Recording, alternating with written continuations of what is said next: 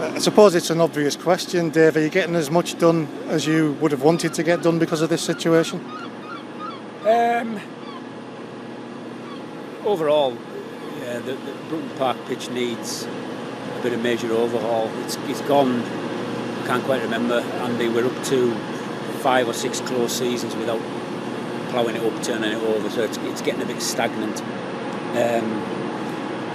And it just gets a little bit too close for comfort sometimes in winter time with rain. I think, supporters will know, I think it was 2 or 3 games, Plymouth game especially, when it sort of buckets down and it's the water's starting to stand, and that's with it being aerated that morning kind of thing, so that's how close it is to sort of getting a game called off, and that's a cost.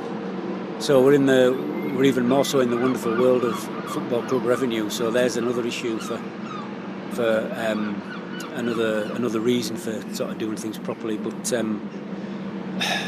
it's difficult because you want to do more, but you've got to appreciate that there isn't as much money as there used to be. So we'll just keep banging away at it, really.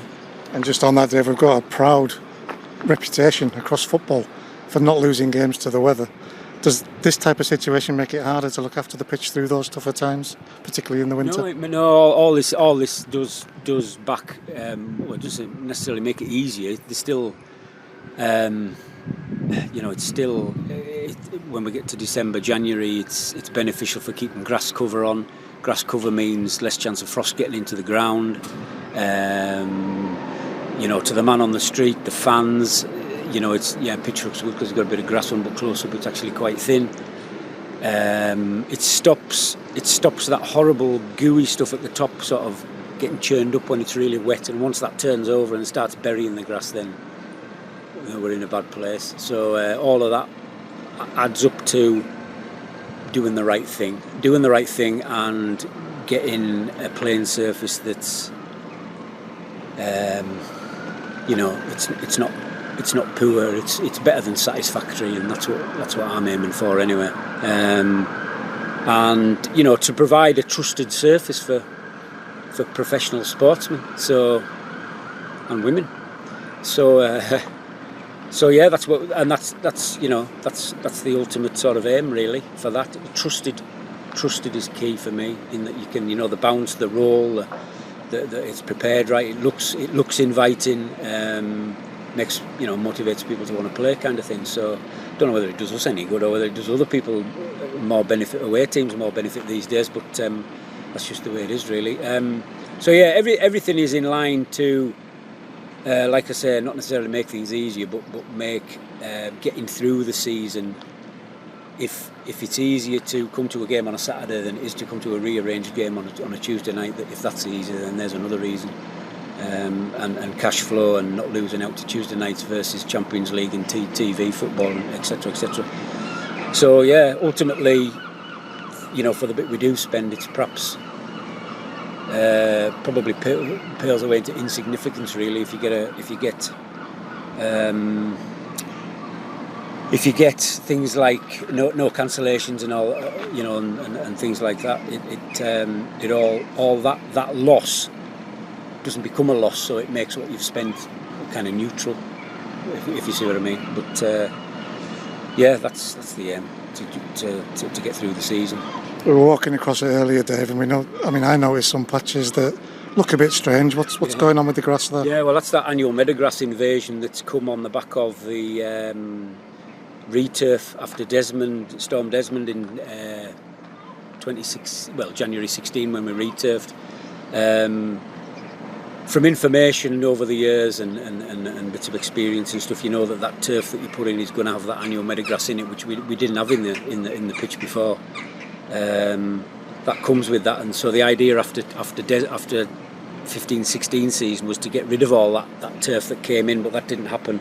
So we're still living with the remnants of that, really.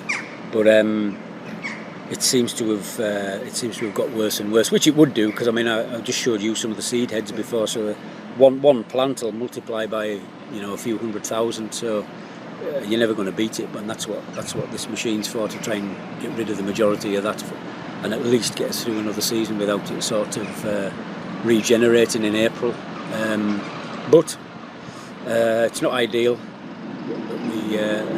And that type of grass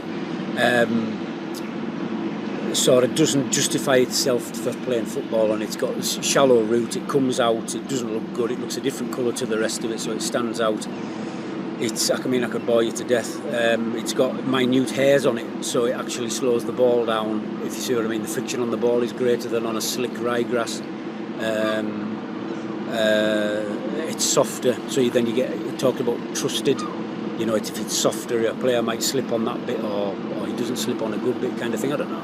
It's all these little tenuous sort of ifs, buts, and maybes that you chuck in there, but it's better got rid of anyway. That's for sure.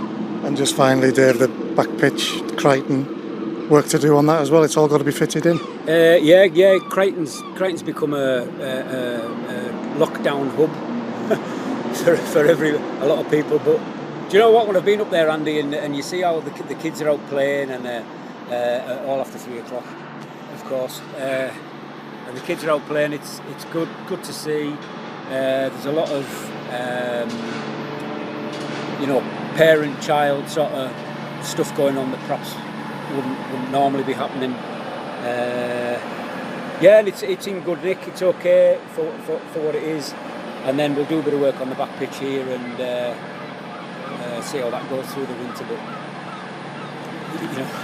that river's just a few yards away, so it's about to get recovered at some stage.